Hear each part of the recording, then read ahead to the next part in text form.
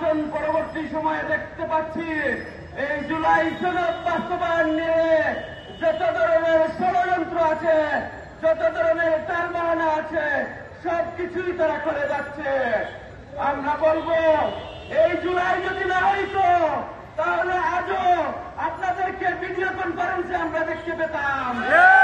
এই জুলাই যদি না হতো আজকে এই মন্ত্রীরা সংসদে বসতে পারতেন না। এই ছাত্র জনতা যদি জীবন না দিত তাহলে এই মন্ত্রী এমপিরা বিলাসবহুল গাড়িতে ঘুরতে পারতেন না। সংগ্রামী উপস্থিতি, আজকে আমাদের শহীদের মায়েরা কান্না করে, রাজুতে শহীদের উত্তর শিবিরে অংশগ্রহণ করে, কিন্তু আমাদের পিএম সিনেমা দেখেন। আমরা বলবো জাতির সাথে প্রতারণা আগে আপাও করেছিলেন, করে করে নাটক মঞ্চায়ন করে জাতিকে ধোঁকাবাজির পথ দেখিয়েছিলেন, কিন্তু এই বাংলাদেশ তাকে আর এই গর্বে রাখেনি। ওনাকে পালিয়ে ভারতে যেতে হয়েছিল। আজকে এই প্রজন্ম শপথ দিয়েছে আগামীর প্রজন্ম আর পালিয়ে যেতে দিবে না।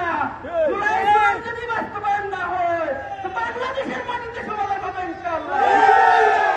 জুলাই প্রজন্ম আগে যায় নাই, ওই জন্য আবার জীবন দিব, আবার দেশ স্বাধীন করবো, কিন্তু আমাদের শহীদের সাথে আমরা প্রতারণা করতে পারি না।